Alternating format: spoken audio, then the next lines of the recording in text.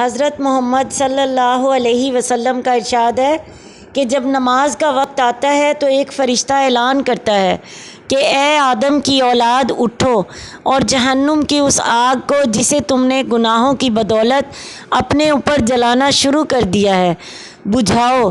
چنانچہ دیندار لوگ اٹھتے ہیں، وضو کرتے ہیں، ظہر کی نماز پڑھتے ہیں، جس کی وجہ سے ان کے گناہوں کی صبح سے ظہر تک کی مغفرت کر دی جاتی ہے۔ اسی طرح پھر عصر کے وقت، پھر مغرب کے وقت، پھر عشاء کے وقت، غرض ہر نماز کے وقت یہی صورت ہوتی ہے۔ عشاء کے بعد لوگ سوتے ہیں، سونے میں مشغول ہو جاتے ہیں۔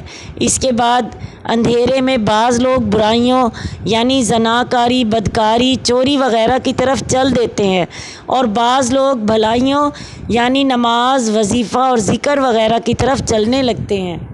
اللہ جل شانہ اپنے لطف سے نماز کی بدولت گناہوں کو معاف فرماتے ہیں۔